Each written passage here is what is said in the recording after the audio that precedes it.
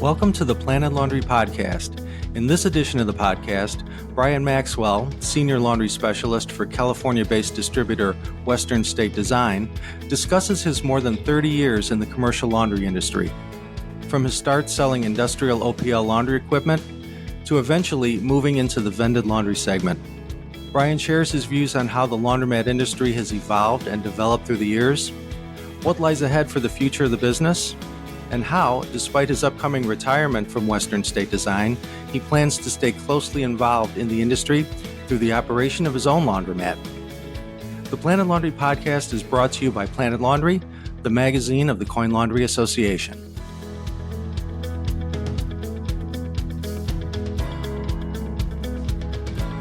This is the PlanetLaundry podcast. My name is Bob Neiman, and I'm the editor of PlanetLaundry magazine. Today, I'm with Bryan Maxwell, the Senior Laundry Specialist for Western State Design, a major laundry distributor based in Hayward, California. Bryan started with Western State back in 1988, selling industrial laundry equipment. And in 2001, he and the company diversified into the vended laundry segment as well. Over the years, Bryan has given back to the industry, serving on the boards of directors for both the Coin Laundry Association and the CLA's former Northern California affiliate group. Personally, he's been very generous with his time and knowledge through the years when it comes to PlanetLaundry as well, often writing columns, contributing to feature articles, and just basically providing valuable input whenever called upon. So, Bryan, thanks for all you've done for me personally and the magazine in the past, and thanks for being here today. Absolutely, looking forward to it. Right. Well, in all the time that I've known you, in all our interactions that we've had throughout the years, I don't think I ever really got the backstory as to how you first got involved in the laundry business. And I think that's a great way to kind of kick off this conversation. It's just, how did you first get involved in this industry, and what attracted you to it? Well, it's kind of a funny thing because I don't think that. Well, I think there's very few people that actually get into this business intentionally, right? It's a small industry, right? And so nobody goes to college and says, okay, what do I want to do with this college degree? I want to go peddle laundry equipment, right? And so like everybody else that's gotten into this industry, I was involved in a Fortune 500 company, and as a college intern, decided I wanted to go into that world. Went into the high tech Fortune 500 company with a high tech, and it was the up and coming division. They were all excited about it, and man, you should come here and work there for 2 years. And one day I showed up to work, and there was a care package from corporate that said your division's been sold. Oh, wow. Right. And so in that same location, I ended up working for 3 different companies, never changed my job description, and decided that the corporate world is not my friend.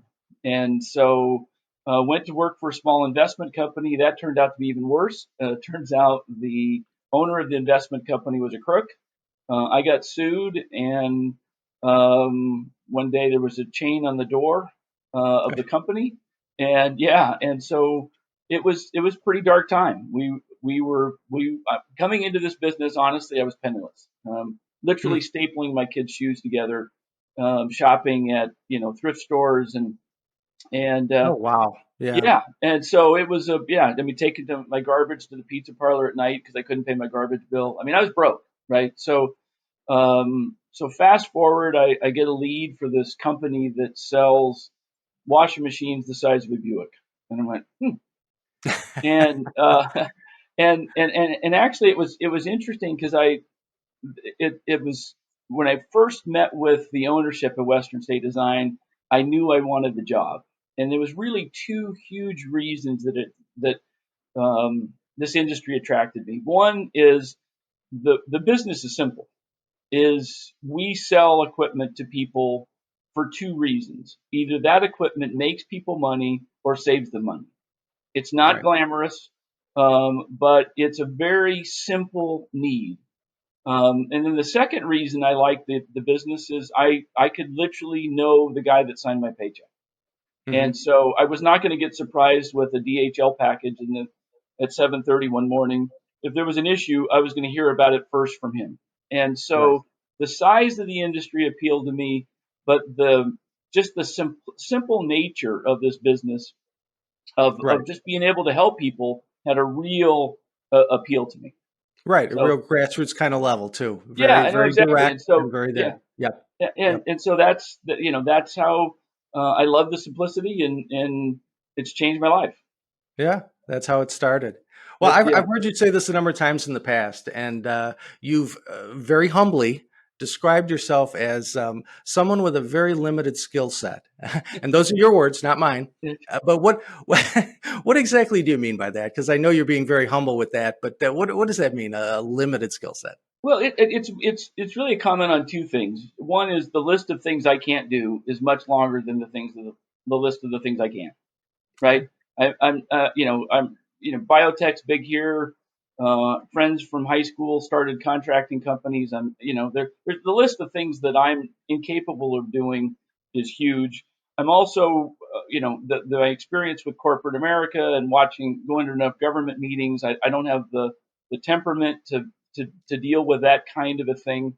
But Right. it's really more of a comment on this industry is to be able to live like I said before, I came to this industry penniless, and now I'm retiring. As a 61-year-old guy with a few nickels in his pockets, with a nice net worth, Right. and if you take the sales profession in general, you work for a big company, a big corporate company, to achieve the success that we've achieved in this industry, you're covering, the Western United States that starts in Tennessee and you're in a hotel 5 nights a week, right? And True. so Right. this industry to be able to go and to make a living and do to help people, it's really more about a fit for me in this industry and being really fortunate that I found it. Hmm. I do think I can help people make money and I can help people save money, and I do think it's that I've been pretty decent at it, Right. but like I said, the list of things that I can't do is much longer than the list that I can, and I'm extremely fortunate that this industry found me. Right. Well, those are great points. I think you're still being too humble, but definitely great points. And I hear what you're saying with that. You know, in more than 30 years, you've no doubt dealt with ups and downs, as you've alluded to here in the beginning. In business life, in just life in general, there's ups and downs, and I think that gives it gives the long view perspective, and I think that's important to touch on.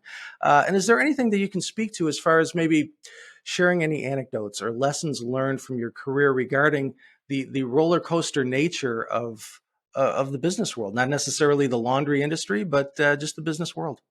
Yeah, no, I think that gray hair, and doing things for a long time, you get to see and experience a lot of things. And in our case, you take probably the worst tragedy of my lifetime, which was 9/11.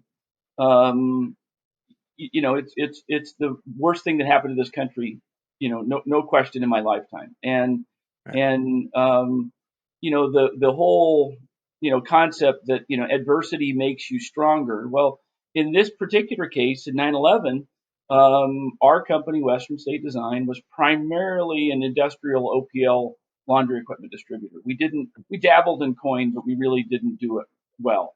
Right. And one of the manufacturers that we represent now um, had been trying to pursue Western State Design for about a year. And honestly, after 9/11, we had customers that refused to pay their bills and big bills. I had a customer that owed us $500,000 that said, "I'll pay you, but I can't do it today." Right. And we had projects where big industrial projects, we put them down into a basement, and the building was built up over it, and the project stopped. And they said, "Well, Hmm. you want your equipment back? You can have it." Well, we physically couldn't get it back, so it was really scary. And so Dexter, the company that we ultimately became a distributor for, had asked us repeatedly, and then after 9/11, it was like, well, we need to diversify. And so the commitment to Dexter, we didn't tell them, but the commitment to Dexter was not that significant. It was like, okay, can we get through the next 18 months, put a Hmm. few nickels in our pocket, and then get back to business as usual.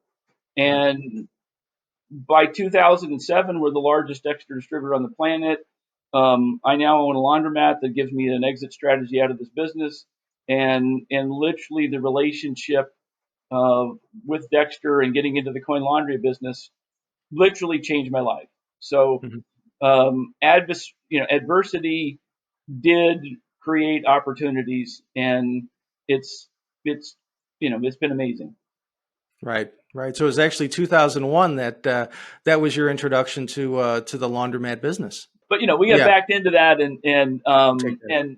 it just it was just an amazing relationship that and it turned out, for me personally, that segment of the business fit my personality and my temperament pretty well, and Hmm. it's been a lot of fun, and I think I've contributed to the industry, and it's but it doesn't happen without 9/11.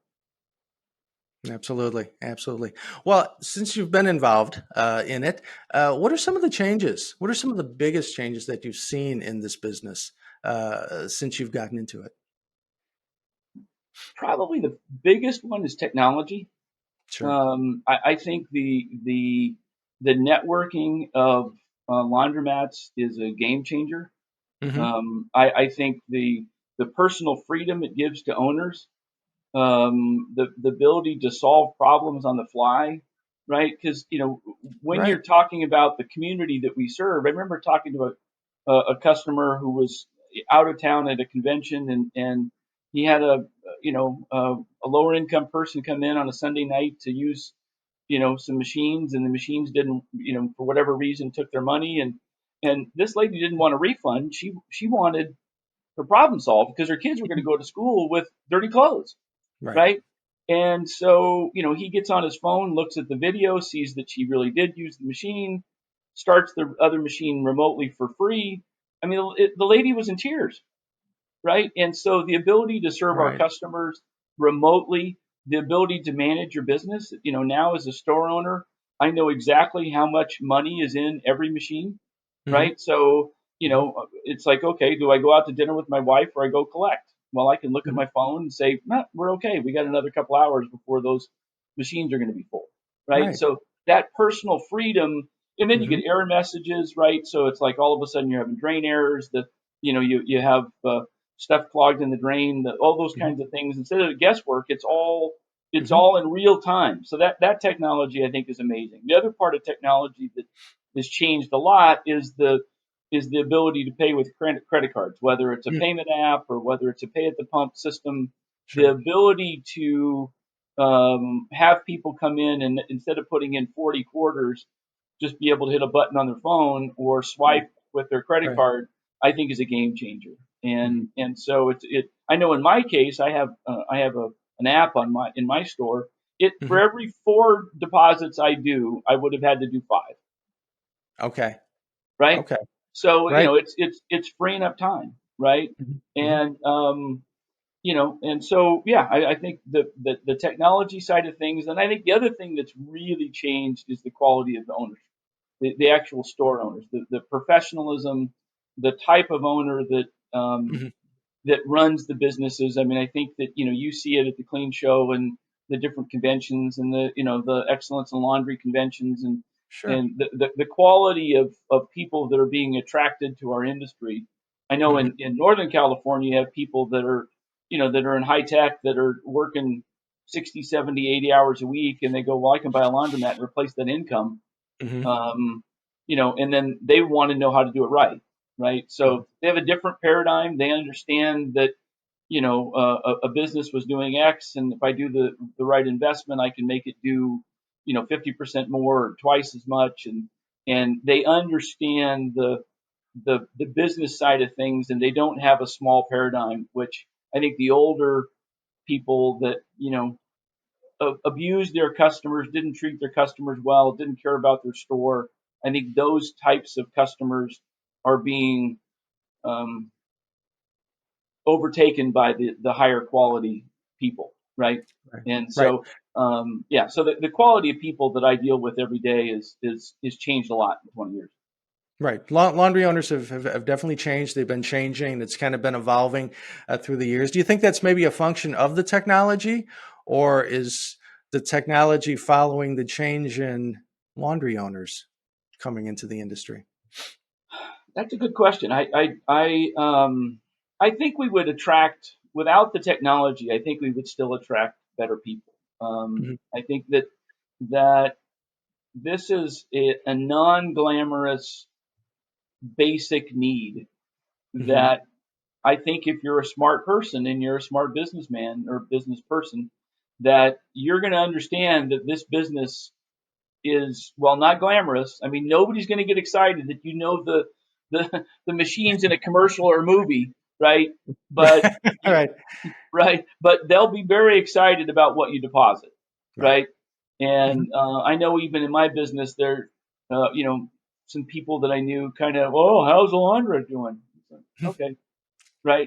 I mean, they Right. don't Yeah. understand, right? But I think professionals are getting into the business and understanding Hmm. what the opportunities are, and I think it's attracting a different quality of people. Absolutely. Absolutely. Well, how has your role in the industry changed through the years? Has it changed with technology, with the different types of owners, different types of stores? How has that affected your role? Well, I mean, other than the big role of 9/11 and switching actually into the vended side of the business, Hmm. I don't think that where my role. I think we just have more tools to give people. Hmm. I think how I do my business and how I approach my customers and the relationship that I have with my customers, I don't think that has changed. It's just now we have more resources. You know, the machines are bigger, the technology, payment apps, these different things. That we can use to assist people. But it's how I've done my business. I think I've been pretty consistent. Where I've Right. really just if you stand on the same side of the table as the customer, Hmm. and we work together, I'm pretty proud that I think most people would say that they've done business with me have said that I was more of a partner than a salesman, and Right. that's never changed. That's what you want to hear. Absolutely. Okay. Right. Well, you're in more stores than most people, in and out of laundromats. How have the laundromats themselves changed over the years? The actual The, stores. well, I think there's a evolution to bigger stores, right? Hmm. Hmm. Um, some of the little things that I think lighting, it sounds crazy, but you go Okay. back to the basic, the industry surveys that CLA's been doing forever, right? Yeah. Well lit, safe, right? And you have Right. people that go in and they have dark, stores that are not well lit and don't feel safe, right? Well, now with Mhm. LED lighting and things, I know in my store, my store is extremely well lit. I'm using 1/3 the power, and it's you can probably see my lights from the space shuttle, right? So it's but I mean, I think that it's those kinds of things, bigger machines, the things that the trends that have been going on for forever, the use of technology. Mhm, mhm, mhm. So how has the industry, I guess, improved itself over the years? And maybe you've answered that in all these past questions. It's Yeah, no, the I think, technology, it's yeah, just a yeah, no, constant I just upgrading. think, yeah, no, I Mhm, think that the quality of people that we have, our industry has attracted, has resulted in a significant improvement in the quality of laundromats. mhm. Right? Right. So, Just overall. people understand that if they do it right, they finish it up and they make the investment, the rewards are there. And so I think we're serving customers better. No question. And I think more people understand the marketing side of doing right by people. If you serve your Hmm. community, your business Right. will grow, right? Hmm. There are Hmm. still people that are bottom feeders that just don't care, and the places look like garbage. But honestly, the opportunities that come along for those people that are new into the industry and will work with someone like myself to make the laundry better and serve the, the community better, their business Hmm. takes off. And so, Right. um, yeah. Perfect. Great point. Well, Brian, I kind of buried the lead here with this whole interview, but you're retiring this year. Uh, and I guess I kind of intentionally buried it because you're not really retiring, and I guess I just want to talk about that a little bit. First, how do you know when it's time to maybe throttle back a little bit? And secondly, let's talk about, you've alluded to it, you're a laundromat, you are a laundromat owner. Let's talk about this second act that's going to keep you in the laundry industry for a long time. Yeah, well, I always wanted I always imagined my exit strategy would include a laundry, right? I mean, Okay. I think that I came into this industry with nothing, and I was a little late to the savings game because of being in a hole when I started, right? So I knew that I was gonna have to have a laundry someday, or either that or work till I'm 80, right? And um, and so it was always part of my plan, but it was also always part of my plan to do it towards the end of my career. And it was really a core philosophy of I never wanted my customers to feel threatened by me. I never want them to feel like Hmm. the information they were providing to me was going to bite them in the rear. Hmm. And so, once I made the decision to own the laundromat, I knew it was going to be affect some people. And matter of fact, one of my customers that happened to be closest to my laundromat, the day that I closed, I had lunch with him and said, somebody bought the laundromat down the street to somebody's me, Okay. right? Because I want him to Right. know, right? Right. And so it's always been part of the plan. It's just always been part of the plan towards the end. Hmm. And the right opportunity became available, and it's 15 minutes from my house. Hmm. Um, and then, so that was going along, and it's doing just fine. And we have some other investments that are doing just fine. But ultimately, the real decision is I have three adult children. Two are married. The two that are married live in Southern California, 400 miles away for people that don't know California. Hmm. And we had our first biological grandchild last September, and our first foster to adopt grandchild that was born last August that we hope to be part of our life. And I don't want to be, I can't work the way I have for 30 years Right. and spend the time that I don't want them to, FaceTime my grandkids all the time. So really Right. the drive was, run the laundromat and, do we have the resources to live okay? Hmm. And how can I spend some time with these new family members? And so that's really the driving force behind it. Right. But I probably will own my laundromat for at least 10 years, Hmm. maybe longer. But that was the plan. Well, congratulations on the grandchildren, of course. And tell me about you did a lot of work on that laundromat. There was a lot of, I've seen before and after photos of that. And you did quite the renovation job. Yeah, no, I'm really proud of it. Hmm. But basically, I took my 30 years of or 20 years of the vended side of experience and things that I've learned from people.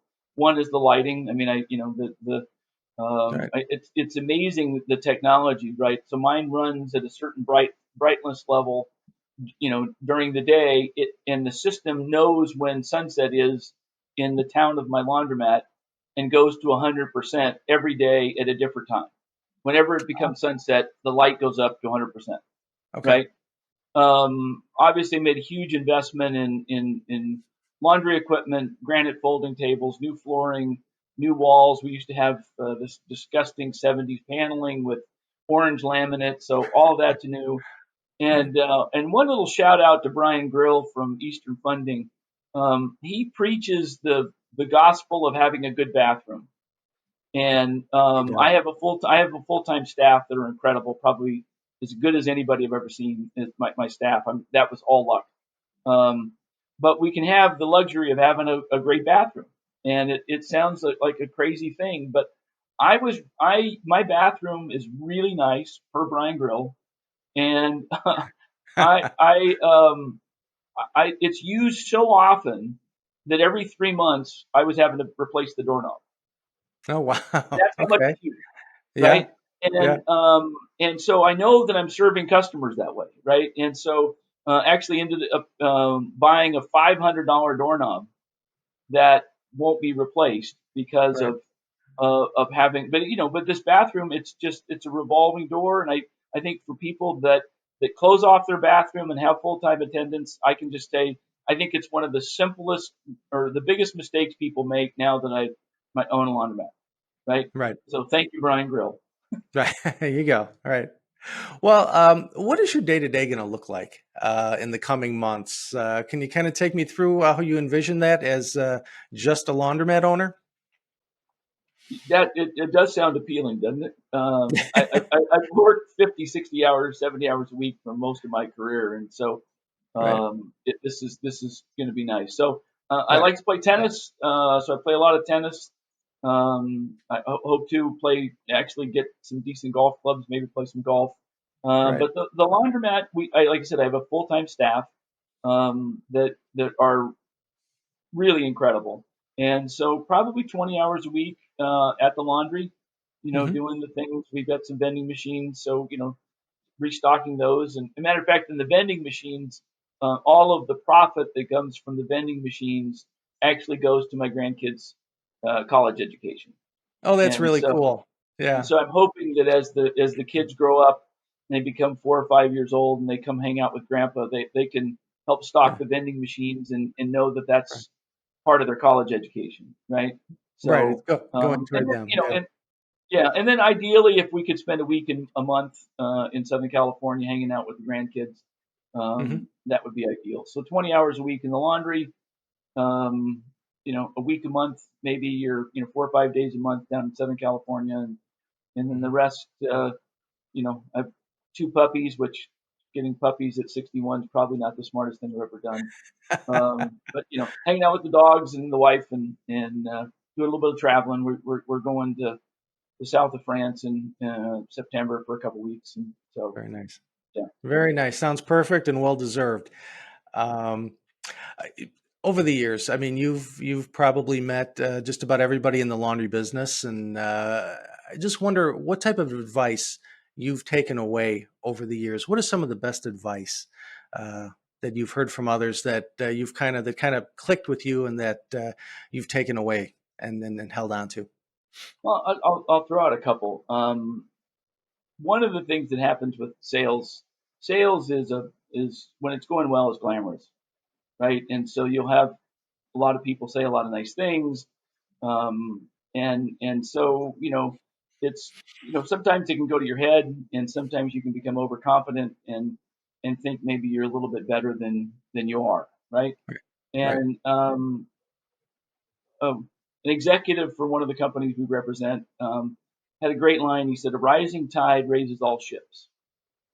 And so, when you think you're just super special, realize that everybody's ship went higher many times. When and, if sales are great, I mean, of course they're great. If the economy's going well and you're selling great products and you work for a great company and you have Hmm. people that support you, and we make the promises, but we don't execute them, right? Somebody has to do it, Right. right? So if you have a good team support you, then it's because you're part of this whole dynamic, and it really allows you to step back and be a little bit more thankful than it does. Okay, I'm somebody special, right? I'm not a man with an S on my shirt. I'm Hmm. just part of a really good group of people, Hmm. and I think it really grounds you, right?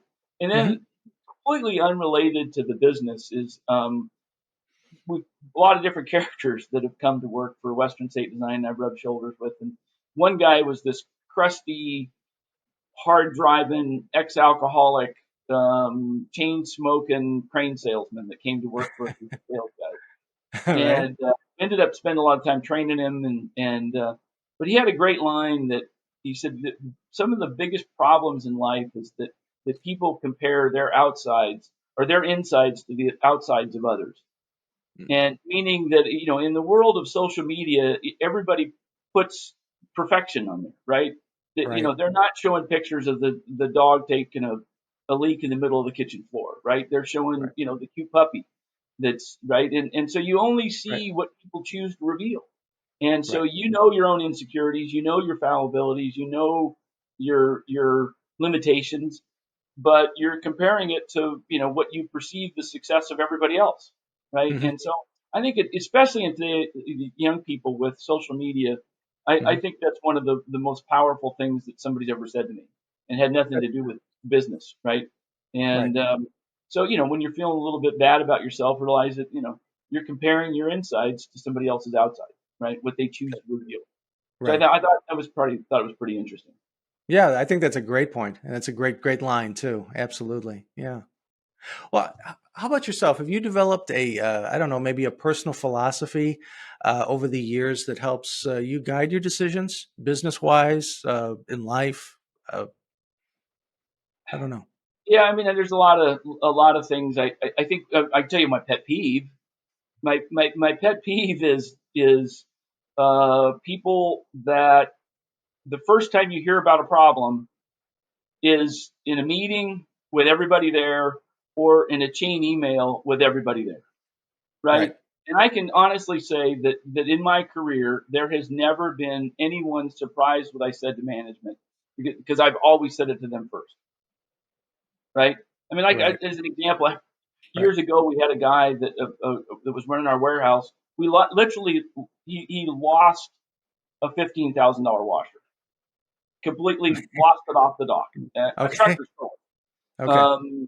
It was an odd situation. They actually found it, got it back, got the trucker fired. Yeah. The next day, Yeah.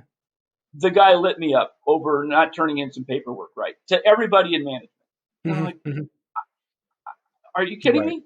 Right. Right. Right? And so I mean, I don't know if that fits into a Coin Laundry podcast, but it is my pet peeve. And I think that if we would all be better served if Hmm. you people learned how to confront privately before publicly. Great point. Absolutely. I can't argue with that. What's been the most gratifying aspect of basically your life in the laundry industry? I'm really, really proud of helping a lot of people. Um, I can honestly say that doing what we do has changed the lives of many of our customers and the next generation or two, right? And so going into to a laundry of somebody that's new to this industry and helping them out and creating wealth for people. Right. Um, Honestly, if I could do that in part of the business and just meet with people and consult with people and help them with it and not have to execute it, right? With the Right. construction and all of the things that have to happen to make it happen. Hmm. Um, I could do it forever. I mean, Hmm. I really enjoyed working with people, and I would say that 97% of the customers I work with are I'm really close to them, and I've been blessed with a really good customer base. And um, Right. when you have somebody build this first and second and third store, Hmm. and you see them, taking their kids are going to go to college because of what you help them do. That's really rewarding. Right. Absolutely. Yeah, Absolutely. a lot of Yeah. fun. Yeah. Yeah, and Well, I'm definitely proud of it. what does the future look like for the laundromat business? I think it's about as good as it's ever been. I Yeah. think that there's some threats, with the COVID supply chain issues, with Right. lead times and pricing and so forth. So you're going to have to be a little bit more committed to it because it's going to take a little longer to get it and it's going to cost a little bit more. Right. Um, But I don't see how that's going to change the dynamic of, I mean, if you take a major investment and say, okay, it's going to cost me $1,000 a month more to make this investment, it doesn't change the dynamics. It maybe changes your return on investment and moves it back 6 months or a year. Hmm. But I think the trend towards better quality stores that serve people better. Um, I honestly, I mean, I've been spent a lot of time training, my replacement and other the next generation of Western State Design sales folks, and Right. um, I'm passionate with them that this is, I think it is a unique industry that will continue to grow and continue to change people's lives, and I think people will always need clean clothes. And That's so true. I Right. I don't see it changing. And if I could have convinced one of my kids to get involved with it, I would. Hmm. Hmm. I mean, I think that so for the next generation coming up, I think it's you know with the future so bright, you got to wear shades, right? So Right. I Right. that's I still feel that way. Right. Very good. Well, hey, last question, Brian, and I appreciate your time. And you had to see this one coming, but what are you most looking forward to in retirement? Yeah, just family, right? I mean, Yeah. it being able to spend time with the kids and the family, Hmm. and maybe I could bump up a level in my tennis game.